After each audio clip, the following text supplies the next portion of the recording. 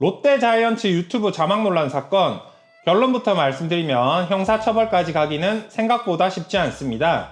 왜 그럴까요? 사자 명예훼손이라는 죄가 단순 조롱만으로는 성립이 안 되는 거거든요. 오늘은 이 사건을 가지고 그러면 진짜 법적 책임은 누구한테 어떻게 가는지 차분히 풀어드리겠습니다.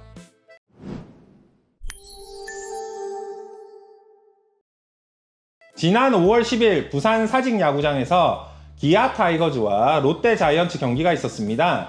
다음날 롯데 공식 유튜브 자이언츠 TV에 박세웅의 호투에 응답하는 득점이라는 제목으로 비하인드 영상이 올라왔는데요.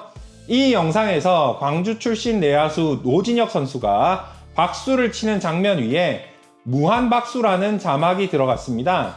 그런데 영상 구도상 이름 중 진혁 부분이 가리면서 자막이 묘하게 다른 의미로 읽히는 그림이 만들어졌고 곧바로 논란이 쏟아졌어요. 더 큰 문제는 노진혁 선수가 광주 출신이고 그날 상대팀이 광주연고 기아였다는 점이 함께 겹쳐진다는 겁니다. 영상 보시면서 이거 형사처벌까지 가는 거 아니냐?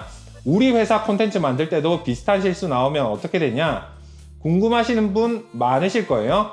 오늘 그 부분을 차분히 정리해 드리겠습니다. 먼저 이 자막이 왜 그렇게까지 폭발했는지 배경부터 짚어보겠습니다. 보통 박수 장면 자막은 우레와 같은 박수, 뜨거운 박수 같은 표현이 일반적이에요. 그런데 이번엔 굳이 무한박수라는 단어를 골랐고 그 자막을 노진혁 선수 유니폼 이름 중에 진혁이 정확히 가려지는 위치에 배치가 됐습니다. 자막과 이름이 합쳐지면서 특정 인물을 떠올리게 하는 구도가 만들어진 거예요. 특정 온라인 커뮤니티를 중심으로 고 노무현 전 대통령을 거론하는 방식의 표현들이 사용돼 왔다는 보도가 그동안 여러 차례 있었습니다. 그래서 공식 채널에 이런 연상이 가능한 자막 구도가 등장하면 의도와 무관하게 민감하게 받아들여지기 쉬운 분위기가 형성돼 있습니다. 지금 온라인에서는 두 가지 가설이 함께 거론되고 있습니다.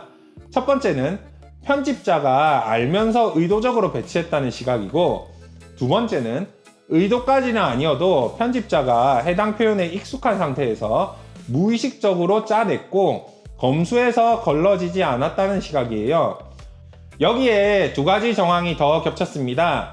노진혁 선수가 광주 출신이고 그날 상대팀이 광주연고 기아 타이거즈였어요. 하필 광주 출신 선수와 광주 연고팀 경기 영상에서 이런 자막이 동시에 등장한다는 점이 우연으로 보기 어렵다는 반응이 나올 수밖에 없는 구조였던 거죠. 논란이 커지자 롯데 측은 곧바로 사과를 했습니다. 해당 표현의 연상 가능성을 충분히 인지하지 못한 채 사용됐다고 입장을 냈고 문제 장면을 삭제한 뒤에 영상을 다시 올렸어요. 그런데 사과 한 번으로 이 사건이 정리될 수 있느냐? 법적으로 들여다보면 그렇게 간단하지가 않습니다. 지금부터 그 부분을 차근차근 풀어드리겠습니다. 많은 분들이 이런 자막 보면 곧바로 떠올리시는 죄가 사자 명예훼손입니다. 사자라는 건 죽은 사람을 말해요. 형법 308조에 사자의 명예를 훼손한 자는 2년 이하의 징역이나 500만 원 이하의 벌금에 처한다고 되어 있습니다. 그래서 다들 이거 빼박이지 처벌받는 거 아니냐 하시는데요. 근데 여기서 통념이 깨지는 지점이 나옵니다.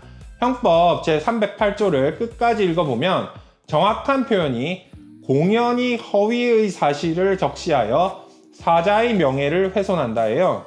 핵심 단어가 두 개입니다. 하나는 허위, 하나는 사실 적시. 즉 거짓말을 마치 사실인 것처럼 퍼뜨려야 이 죄가 성립합니다. 이번 자막은 어떤 사실을 주장한 게 아니에요. 노 전 대통령이 뭘 했다 안 했다 이런 내용이 한 글자도 없습니다. 그냥 박수를 치는 장면에 무한박수라는 단어를 배치한 거고 보는 사람이 특정 인물을 떠올리도록 유도한 시각적 장난에 가까워요. 법적으로는 이게 사실적시가 아니라 단순한 조롱 내지 풍자에 가깝다고 평가됩니다. 실제 판례 흐름을 보시면 이게 더 분명해집니다. 과거 한 출판사가 한국사 참고서에 노 전 대통령을 빗댄 합성사진을 실은 사건이 있었는데요. 유족 측에서 사자 명예훼손과 모욕으로 고소를 진행했지만 경찰에서 무혐의로 처리한 사례가 있었습니다. 합성사진은 사실의 적시로 볼 수 없다는 판단이었어요. 단순 조롱이나 희화화는 이 죄의 구속 요건에 잘 안 맞는 겁니다. 게다가 모욕죄로 가시려고 해도 막힙니다. 형법상 모욕죄는 살아있는 사람만 보호 대상이에요. 돌아가신 분에 대한 모욕은 모욕죄로 처벌이 안 됩니다. 근데 진짜 법적으로 문제될 가능성이 높은 건 노무현 전 대통령이 아니라 노진혁 선수입니다. 이게 오늘 제가 가장 강조하고 싶은 부분이에요. 자막은 노 전 대통령을 빗댄 의미였을 수도 있지만 그 표현이 실제로 노출된 화면 속 인물은 노진혁 선수였습니다. 본인 이름 일부를 가려서 비하 표현으로 재조립한 거고 결과적으로 노진혁이라는 실명을 가진 살아있는 사람을 온라인상 비하 표현의 대상으로 만들어버린 구조예요. 이건 살아있는 사람을 향한 모욕이나 명예훼손 사안으로 충분히 검토될 수 있는 영역입니다. 지금 이 영상 보시는 분 중에 회사 유튜브나 SNS 콘텐츠 만들면서 우리도 이런 실수 나오면 어쩌지? 싶으신 분 분명 계실 거예요. 사실 이 채널에서 제가 주로 다루는 게 딱 이런 겁니다. 큰 사건 터졌을 때 그게 우리 일상이나 우리 회사 업무에서 어떻게 적용되는지 풀어드리는 겁니다. 댓글에 비슷한 콘텐츠 분쟁 경험 한 줄 적어주시면 다음 영상에서 사례로 답변 드리는 경우도 많습니다. 자, 그러면 진짜 책임은 누구한테 가는지 보겠습니다. 그럼 실무적으로 누구한테 어떤 책임이 갈 수 있는지 4가지로 정리해 드리겠습니다. 첫째, 가장 강력한 카드는 노진혁 선수 본인의 권리입니다. 본인의 실명을 비하 표현의 재료로 사용했다는 점에서 모욕죄 또는 명예훼손이 검토될 수 있어요. 정보통신망법상 명예훼손은 사람을 비방할 목적으로 정보통신망을 통해 공공연히 사실 또는 허위의 사실을 드러내서 명예를 훼손한 자를 처벌합니다. 유튜브가 바로 정보통신망이고요. 여기서 두 죄의 작동 방식이 좀 다른데 정보통신망법상 명예훼손은 반의사불벌죄예요. 피해자인 노진혁 선수가 처벌을 원하지 않는다는 의사를 분명히 밝히면 검사가 기소를 못합니다. 반면 형법상 모욕죄는 신고죄라서 본인이 직접 고소를 해야 수사가 시작되고요.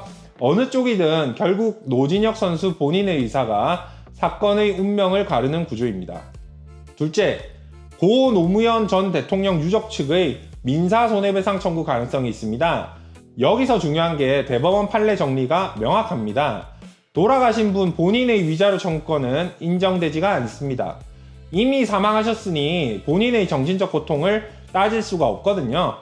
그런데 유족이 돌아가신 분에 대해 가지고 있는 추모하고 경애하는 감정, 이게 침해당했다는 이유로 유족 본인 명의로 위자료 청구는 가능합니다.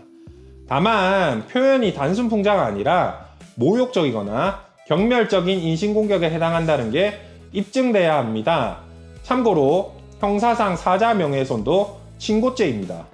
돌아가신 분의 친족이나 자손이 직접 고소해야 수사가 시작되는 구조라서 유족이 움직이지 않으면 형사 절차 자체가 안 굴러갑니다. 셋째, 롯데자이언츠 법인의 책임입니다. 자이언츠TV는 구단 공식 채널이고 편집 담당자는 구단의 업무로 영상을 만든 거예요. 그래서 사용자 책임, 즉 회사가 직원의 업무상 잘못된 행위로 발생한 손해를 배상해야 하는 책임이 발생할 수가 있습니다. 민법 756조에 따른 손해배상 책임이고요. 실제 손해 청구가 들어오면 구단이 1차 배상 주체가 됩니다. 넷째, 가장 현실적으로 신경 쓰셔야 할 부분이 편집 담당자 개인의 책임입니다. 회사가 사용자 책임을 진다고 해서 편집자 본인이 면책되는 게 아니에요. 회사가 배상한 뒤에 편집자에게 구상권을 행사할 수 있습니다. 다만 대법원 판례는 회사가 직원한테 전액을 다 받아낼 수는 없다고 보고 있습니다. 사업 성격이나 직원의 근로조건, 회사의 검수 시스템 정비 정도 같은 걸 다 따져서 신의칙상 상당한 한도 내에서만 구상이 가능하다는 입장입니다. 그래도 본인 책임이 0이 되는 건 아니라는 게 핵심입니다. 콘텐츠 만드시는 분들이 이 부분을 가장 모르십니다. 회사 일로 만든 콘텐츠 사고는 결국 개인한테도 일부 돌아옵니다.